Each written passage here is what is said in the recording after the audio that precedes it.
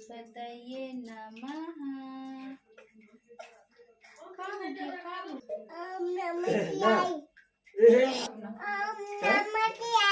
अरे हे करा भितरिया खाली हे करा दिन में मुझे न ये गोड़वा में कोई भी आपको क्या बोल रही हूँ, नहा धोआ के वहाँ पे साफ कराइए। बेटी का बच्चा लाख बेटी छोड़ दो।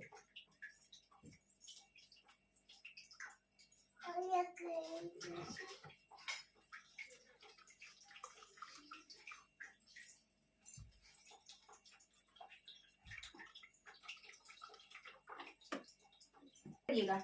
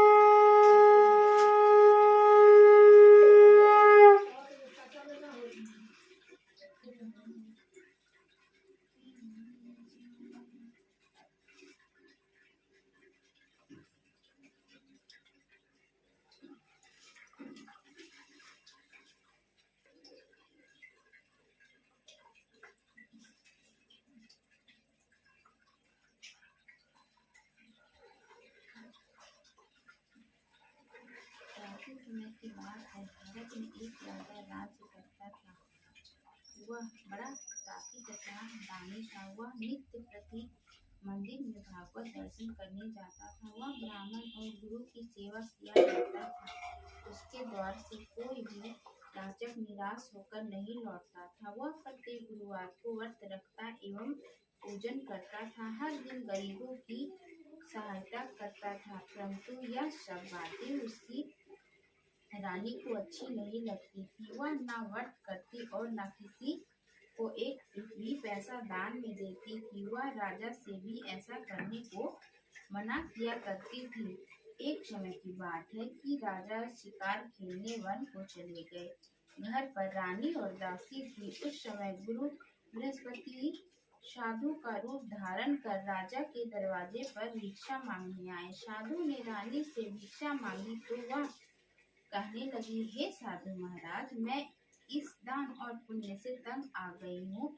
इस कार्य के लिए तो मेरे पति देव ही बहुत हैं। अब आप ऐसी कृपा करें कि सारा धन नष्ट हो जाए तथा मैं आराम से रह सकूं। साधु रूपी बृहस्पति देव ने कहा, हे देवी, तुम बड़ी विचित्र हो। संतान और धन से कोई दुखी नहीं होता है, इसको सभी चाहते हैं। पापी भी पुत्र और धन की इच्छा करता है।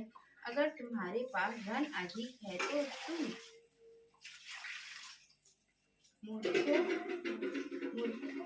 भूखे मनुष्यों को भोजन करवाओ, प्याऊ लगवाओ, ब्राह्मणों को दान दो, धर्मशालाएं बनवाओ, कुआं, तालाब, बावड़ी, बाग बगीचे आदि का निर्माण करवाओ तथा निर्धनों की कुंवारी कन्याओं का विवाह करवाओ, साथ ही आज्ञा दी करो। इस प्रकार के कर्मों से आपके कुल का और आपका नाम परलोक में सार्थक होगा एवं स्वर्ग की प्राप्ति होगी। परंतु रानी साधु की इन बातों से खुश नहीं हुई। उसने कहा, हे साधु महाराज, मुझे ऐसे धन की आवश्यकता नहीं जिसको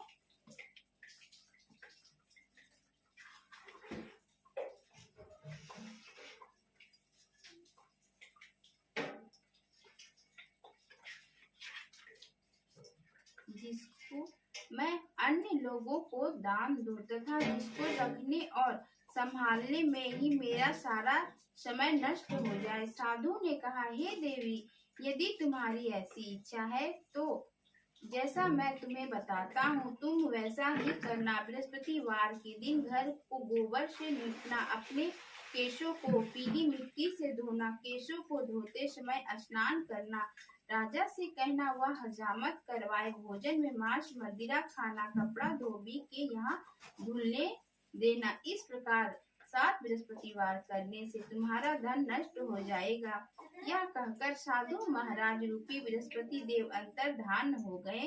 रानी ने साधु के कहने के अनुसार 7 बृहस्पतिवार तक वैसा ही करने का विचार किया। साधु के बताए अनुसार कार्य करते हुए केवल 3 बृहस्पतिवार ही बीते थे कि उसकी समस्त धन संपत्ति नष्ट हो गई। भोजन के लिए दोनों समय परिवार तरसने लगा तथा संसारिक भोगों से दुखी रहने लगा। तब वह राजा रानी से कहने लगा कि हे रानी, तुम यहाँ पर रहो, मैं दूसरे देश को जाता हूँ, क्योंकि यहाँ पर मुझे सभी मनुष्य जानते हैं, इसलिए मैं यहाँ कोई कार्य नहीं कर सकता। मैं आप परदेश जा रहा हूँ, वहाँ कोई काम धंधा करूँगा, शायद हमारे भाग्य बदल जाएं। ऐसा कहकर राजा परदेश चला गया। वह वहाँ जंगल से लकड़ी काट कर लाता और शहर में बेचता। इस तरह जीवन व्यतीत करने लगा। इधर राजा के बिना रानी और दासियां दुखी रहने लगी। किसी दिन भोजन मिलता और किसी दिन जल पीकर ही रह जाती। एक समय रानी और दासियों को 7 दिन बिना भोजन के व्यतीत करना पड़ा। तो रानी ने अपनी दासी से कहा, हे दासी, यहाँ पास ही के नगर में मेरी बहन रहती है, वह बड़ी धनवान है, तू उसके पास जा और वहाँ से 5 सेर बेजर मांग कर ले आ, जिससे कुछ समय के लिए गुजर हो जाएगा। दासी रानी की बहन के पास गई। रानी की बहन उस समय पूजा कर रही थी। बृहस्पतिवार का दिन था। दासी ने रानी की बहन से कहा, हे रानी, मुझे आपकी बहन ने भेजा है, मुझे 5 सेर बेजर दे दो। दासी ने यह बात अनेक बार कही, परंतु रानी की बहन ने कोई उत्तर नहीं दिया, क्योंकि वह उस समय बृहस्पतिवार की कथा सुन रही थी। जब दासी को रानी की बहन से कोई उत्तर नहीं मिला तो वह बहुत दुखी हुई। उसे क्रोध भी आया। वह लौटकर रानी से बोली, हे रानी, आपकी बहन तो बहुत ही घमंडी है, वह छोटे लोगों से बात भी नहीं करती। मैंने उससे कहा तो उसने कोई उत्तर नहीं दिया। मैं वापस चली आई। रानी बोली, हे दासी, इसमें उसका कोई दोष नहीं है। जब बुरे दिन आते हैं तब कोई सहारा नहीं देता। अच्छे बुरे का पता विपत्ति में ही लगता है। जो ईश्वर की इच्छा होगी वही होगा। यह सब हमारे भाग्य का दोष है। उधर रानी की बहन ने सोचा कि मेरी बहन की दासी आई थी, परंतु मैं उससे नहीं बोली, इससे वह बहुत दुखी हुई होंगी। अतः कथा सुन और विष्णु भगवान का पूजन समाप्त कर वह अपनी बहन के घर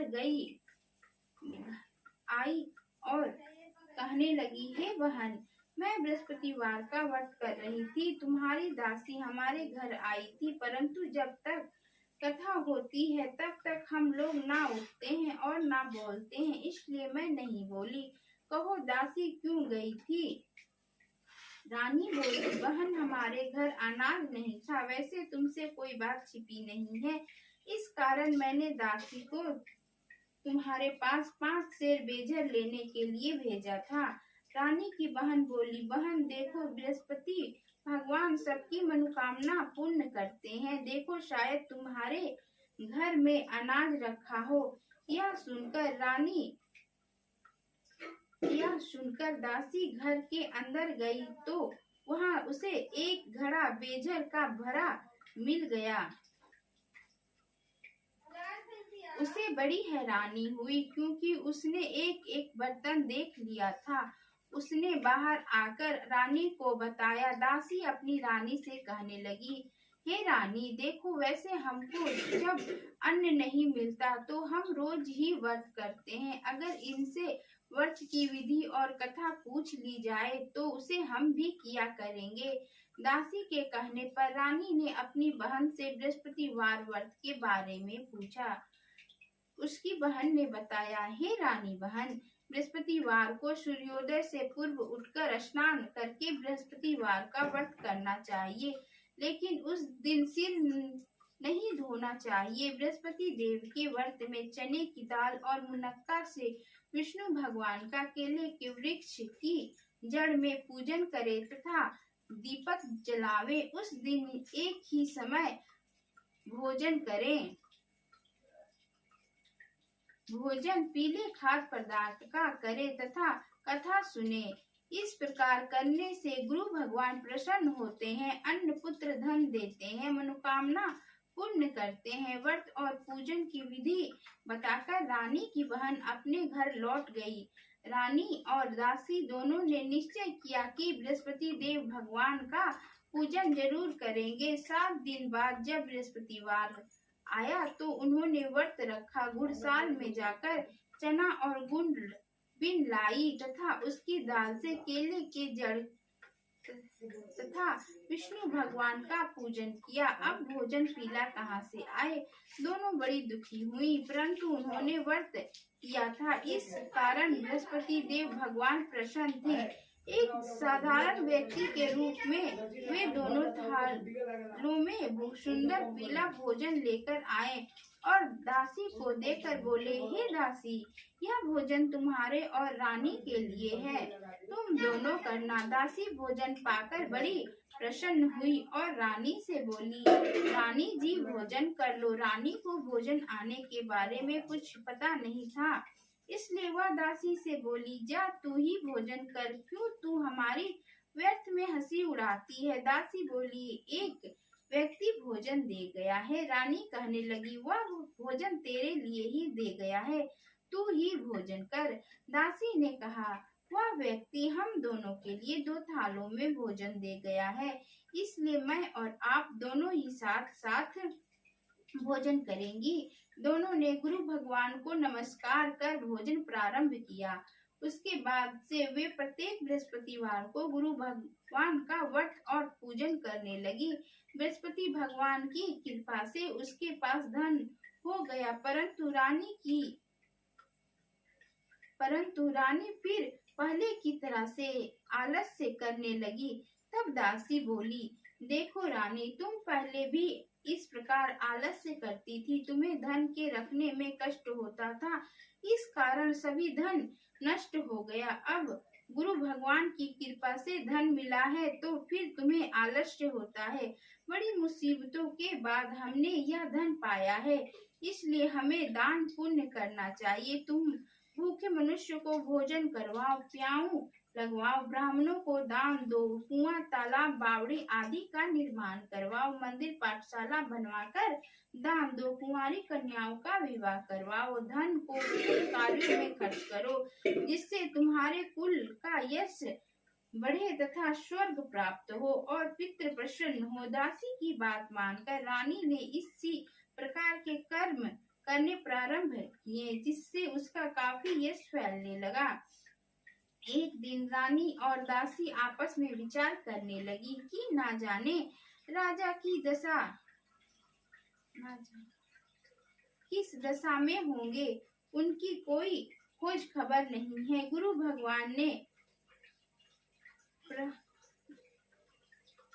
भगवान से उन्होंने प्रार्थना की और भगवान ने रात्रि में राजा को स्वप्न में कहा, हे राजा, उठ, तेरी रानी तुझको याद करती है, अब अपने देश को लौट जा। राजा प्रातः काल उठकर जंगल से लकड़ियां काटकर लाने के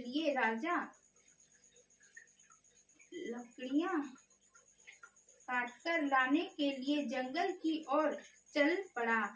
जंगल से गुजरते हुए वह सोचने लगा, रानी की गलती से उसे कितने दुख भोगने पड़े। राजपाट छोड़कर उसे जंगल में आकर रहना पड़ा। जंगल से लकड़ियां काटकर उन्हें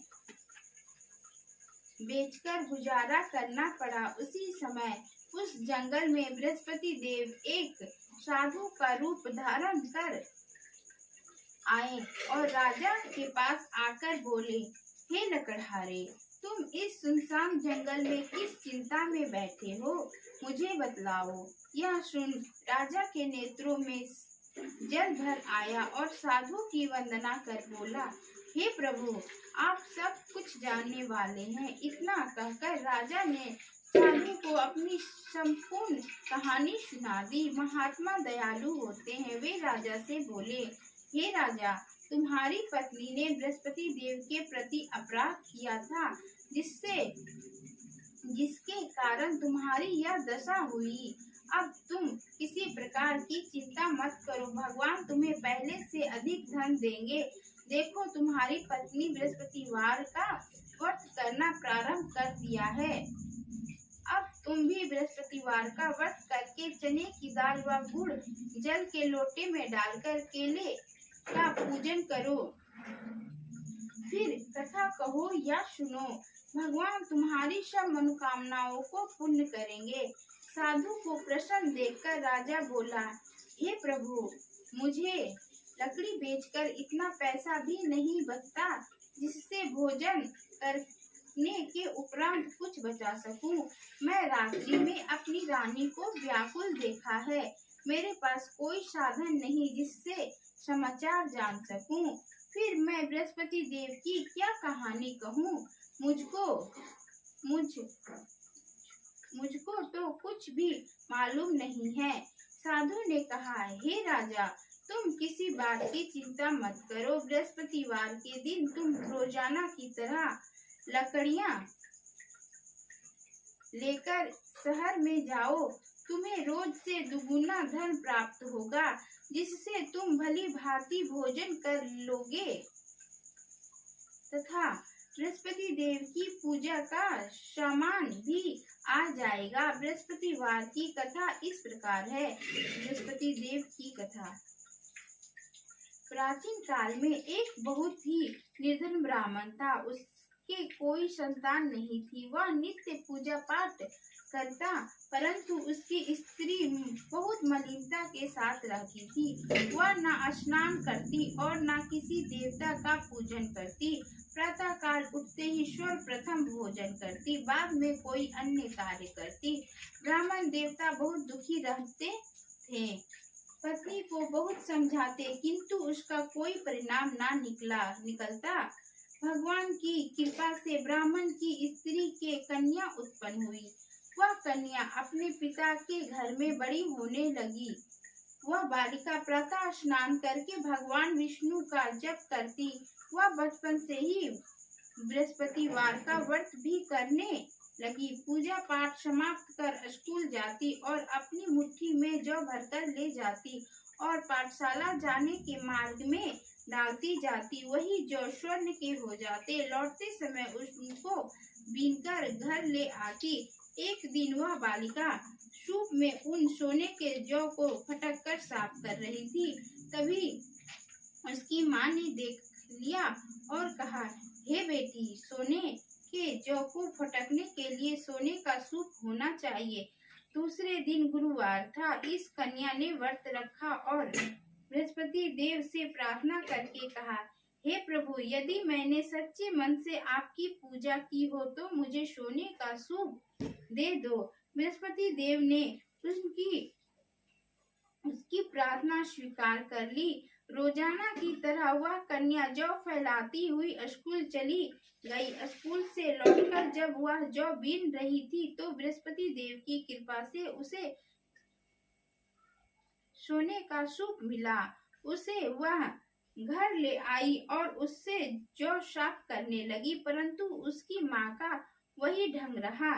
एक दिन की बात है, वह कन्या सोने के सूप में जौ साफ कर रही थी। उस समय उस नगर का राजकुमार वहां से लौटकर निकला। इस कन्या के रूप और सोने के सूप में जौ को साफ करते देख वह उस कन्या पर मोहित हो गया। राजमहल आकर वह भोजन तथा जल त्याग कर उदास होकर लेट गया। राजा को जब राजकुमार द्वारा अन्न जल त्यागने का समाचार ज्ञात हुआ तो अपने मंत्रियों के साथ वह अपने पुत्र के पास गए और बोले, हे बेटा, तुम्हें किस बात का कष्ट है? किसी ने अपमान किया है अथवा कोई और कारण है?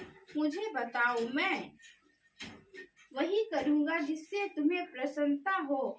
राजकुमार ने अपने पिता की बात सुनी तो वह बोला, मुझे आपकी कृपा से किसी बात का दुख नहीं है। किसी ने मेरा अपमान नहीं किया है, परंतु मैं उस लड़की के साथ विवाह करना चाहता हूँ जो सोने के सूप में जौ साफ कर रही थी। यह सुन राजा आश्चर्य में पड़ गया और बोला, हे बेटा, इस तरह की कन्या का पता तुम ही लगाओ। मैं उसके साथ तुम्हारा विवाह अवश्य ही करवा दूंगा। राजकुमार ने राजा को उस लड़की के घर का पता बतलाया।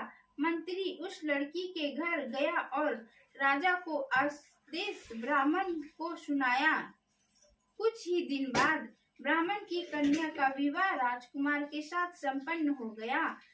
कन्या के घर से जाते ही उस ब्राह्मण देवता के घर में पहले की भांति गरीबी का निवास हो गया। जब भोजन के लिए भी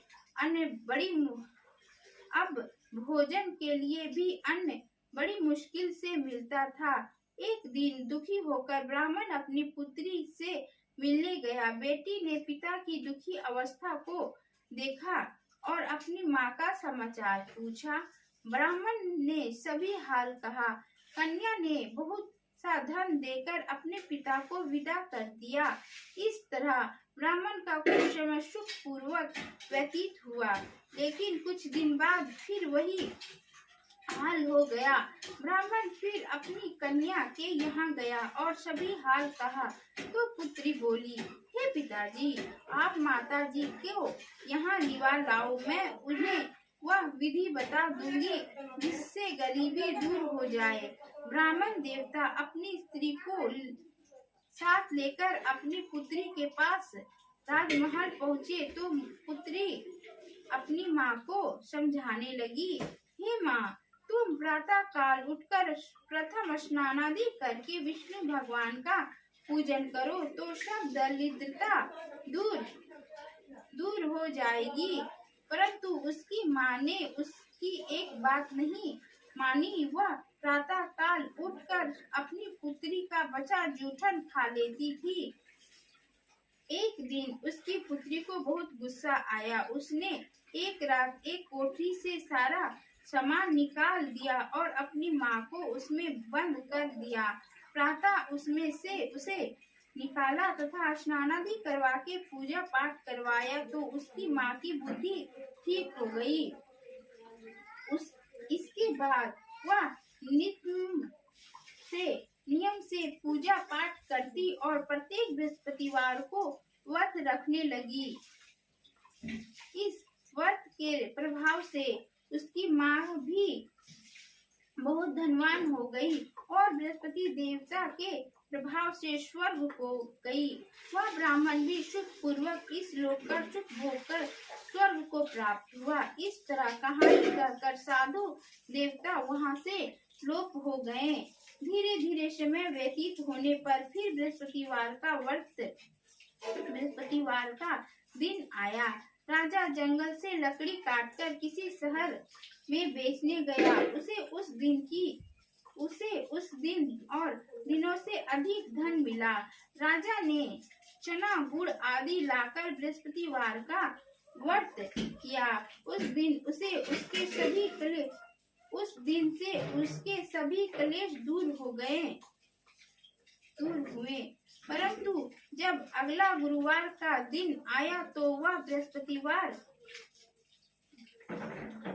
का व्रत करना भूल गया। इस कारण बृहस्पति भगवान नाराज हो गए। उस दिन उस नगर के राजा ने विशाल यज्ञ का आयोजन किया तथा अपने समस्त राज्य में घोषणा करवा दी कि कोई भी मनुष्य अपने घर में भोजन न बनावे तथा आग भी न जलाए। समस्त लोग मेरे यहाँ भोजन करने आवे। इस आज्ञा को जो न मानेगा उसको फांसी की सजा दी जाएगी। राजा की आज्ञा अनुसार राज्य के सभी वासी राजा के भोज में सम्मिलित हुए, लेकिन लकड़हारा कुछ देर से पहुंचा, इसलिए राजा उसको अपने साथ महल में ले आए। जब राजा लकड़हारे को भोजन करा रहे थे तो रानी की दृष्टि उस खूंटी पर पड़ी जिस पर उसका हार लटका हुआ था। उसे हार खूंटी पर लटका दिखाई नहीं दिया। रानी को निश्चय हो गया कि मेरा हार उस लकड़हारे ने चुरा लिया है। उसी समय सैनिक बुलवाकर उसको जेल में डलवा दिया। जब लकड़हारा जेल खाने में गया तो बहुत दुखी होकर विचार करने लगा कि न जाने कौन से पूर्व जन्म के कर्म से मुझे यह दुख प्राप्त हुआ है, और उसी साधु को याद करने लगा।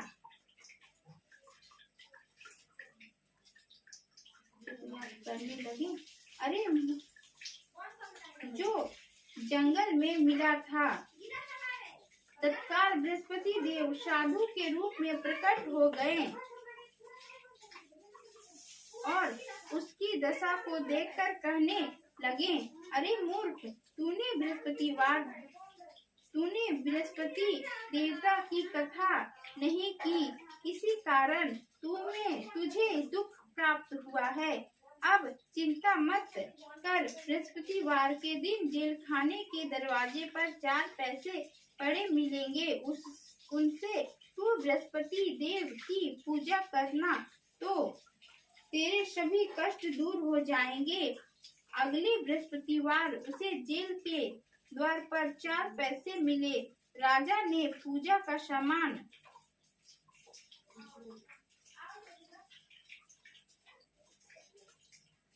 मंगवाकर कथा कही और प्रसाद बांटा। उसी रात्रि को बृहस्पति देव ने उस नगर के राजा को स्वप्न में कहा, हे राजा, तूने जिस आदमी को जेल खाने में बंद कर दिया है वह निर्दोष है, वह राजा है, उसे छोड़ देना। रानी का हार उसी खूंटी पर लटका हुआ है, अगर तू ऐसा नहीं करेगा तो मैं तेरे राज्य को नष्ट कर दूंगा। राजा प्रातःकाल उठा और खूंटी पर हार टंगा देखकर लकड़हारे को बुलवाकर क्षमा मांगी तथा राजा के योग्य सुंदर वस्त्र आभूषण भेंट कर उसे विदा किया। गुरुदेव की आज्ञा अनुसार राजा अपने नगर को चल दिया। जब नगर के निकट पहुंचा तो उसे बड़ा ही आश्चर्य हुआ। नगर में पहले से अधिक बाग, तालाब और कुएं तथा बहुत सी धर्मशालाएं, मंदिर आदि बने हुए थे। राजा ने पूछा कि यह किसका बाग और धर्मशाला है। तब नगर के सब लोग कहने लगे कि यह सब रानी और दासी द्वारा बनवाए गए हैं। राजा को आश्चर्य हुआ और गुस्सा भी आया। जब रानी ने खबर सुनी कि राजा आ रहे हैं तो उसने अपनी दासी से कहा, हे दासी, देख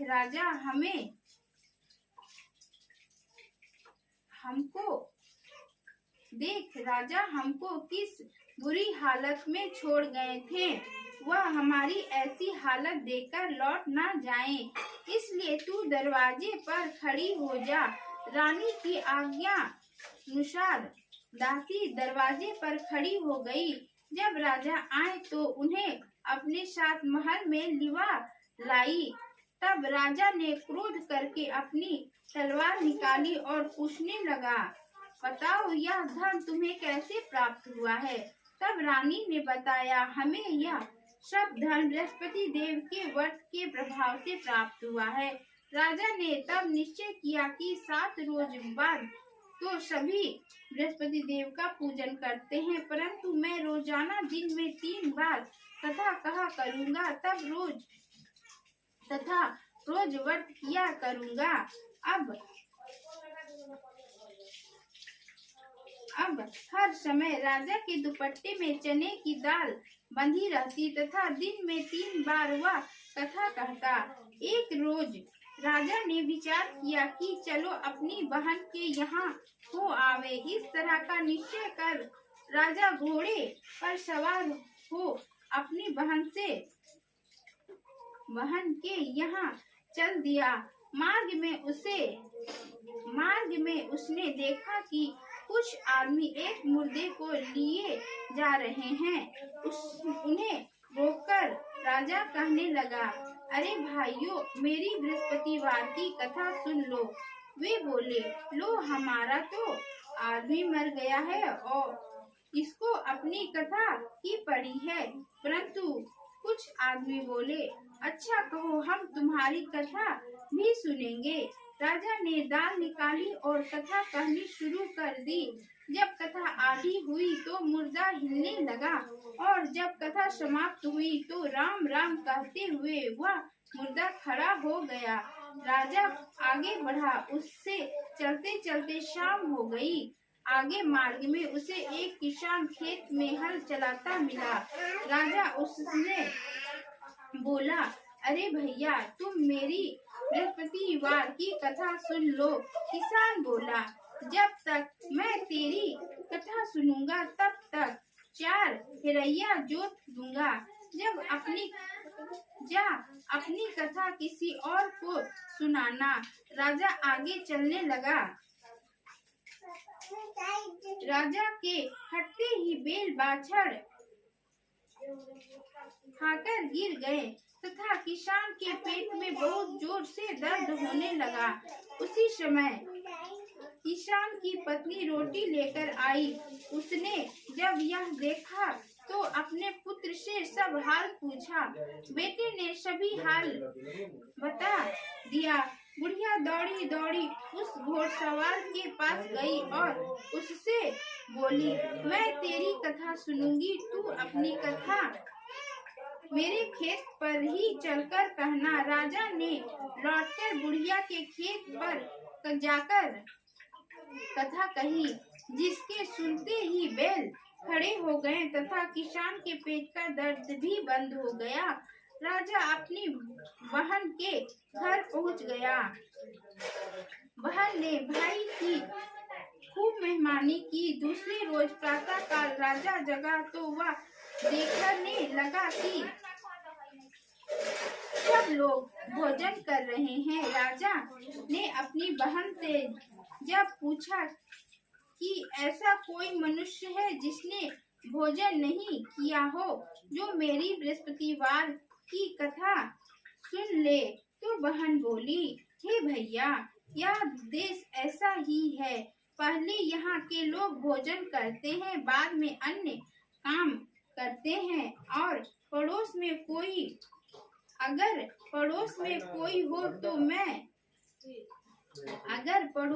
कोई हो तो देख आती हूँ। ऐसा कहकर बहन देखने चली, परंतु उसे कोई भी ऐसा व्यक्ति नहीं मिला जिसने भोजन ना किया हो। फिर वह एक कुम्हार के घर गई, जिसका लड़का बीमार था। उसे मालूम हुआ कि उसके यहाँ 3 दिन से किसी ने भोजन नहीं किया है। रानी ने अपने भाई की कथा सुनने के लिए कुम्हार से कहा। वह तैयार हो गया। राजा ने जाकर बृहस्पतिवार की कथा कही, जिसको सुनकर उसका लड़का ठीक हो गया। अब तो राजा की प्रशंसा होने लगी। एक दिन राजा ने अपनी बहन से कहा, हे बहन, मैं अपने घर जाऊंगा, तुम भी तैयार हो जाओ। राजा की बहन ने अपनी सास से अपने भाई के साथ जाने की आज्ञा मांगी। सास बोली, चली जा, परंतु अपने लड़कों को मत ले जाना, क्योंकि तेरे भाई को कोई संतान नहीं होती है। बहन ने अपने भाई से कहा, हे भैया, मैं तो चलूंगी, परंतु कोई बालक नहीं जाएगा। राजा ने कहा, जब कोई बालक नहीं चलेगा तब तुम जाकर ही क्या करोगी। दुखी मन से राजा अपने नगर को लौट आया। राजा ने अपनी रानी से कहा, हम निसंतान हैं, इसलिए कोई हमारे घर आना पसंद नहीं करता। इतना कह वह बिना भोजन आदि किए शैया पर लौट गया। रानी बोली, हे प्रभु, बृहस्पति देव ने हमें सब कुछ दिया है, वे हमें संतान भी अवश्य देंगे। उसी रात बृहस्पति देव ने राजा को स्वप्न में कहा, हे राजा, उठ, सभी सोच त्याग दे, तेरी रानी गर्भवती है। राजा को यह जानकर बड़ी खुशी हुई। 9वें महीने रानी के गर्भ से एक सुंदर पुत्र पैदा हुआ। जब राजा की बहन ने यह शुभ समाचार सुना तो वह बहुत खुश हुई तथा बधाई लेकर अपने भाई के यहाँ आई। तभी रानी ने कहा, घोड़ा चढ़कर नहीं आई, गधा चढ़ी आई। राजा की बहन बोली, भाई, मैं इस प्रकार ना कहती तो तुम्हें औलाद कैसे मिलती। बृहस्पति देव ऐसे ही हैं, जिसके मन में जो कामनाएं रहती हैं सभी को पूर्ण करते हैं। जो सद्भावना पूर्वक बृहस्पतिवार का व्रत करता एवं कथा पढ़ता है अथवा सुनता है और दूसरों को सुनाता है, बृहस्पति देव उसकी सभी मनोकामनाएं पूर्ण करते हैं। बृहस्पति देव उसकी सदैव रक्षा करते हैं। जो संसार में सद्भावना व सच्चे हृदय से बृहस्पति देव का पूजन करते हैं उसकी सभी मनोकामनाएं उसी प्रकार पूर्ण होती है। जैसे रानी और राजा ने बृहस्पति देव की कथा का गुणगान किया, उनकी सभी इच्छाएं बृहस्पति देव ने पूर्ण की। मनुष्य को हृदय से उनका मनन करते हुए जय जयकार करना चाहिए। बोली बोली विष्णु भगवान की जय।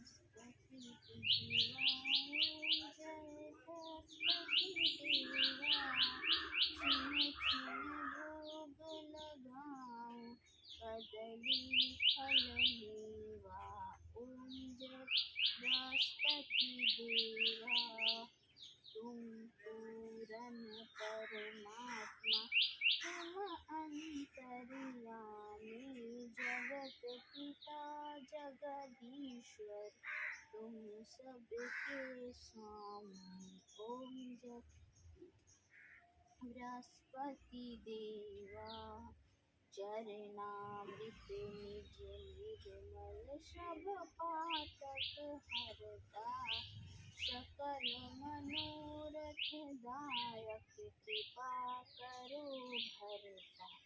ओम जय बृहस्पति देवा, तन मन धन अर्पण कर, जो जन शरण पड़े, प्रभु प्रकट तब होकर, आकर द्वार। ओम जय बृहस्पति देवा, दीन दयाल दयानिधि, भगतन हितकारी, पाप दोष सब हरता, भव बंधन हारी। ओम जय बृहस्पति देवा, सकल मनोरथ दायक, सब संशय हारी, विषय विकार मिटाओ, शन तन सुखकारी। ओम जय बृहस्पति देवा, जो कोई आरती तेरी प्रेम सहित गावे, जेठानंद आनंद जय फल पावे। जय बृहस्पति देवा, जय बृहस्पति देवा, जय बृहस्पति देवा। बोली बोली बृहस्पति भगवान की जय।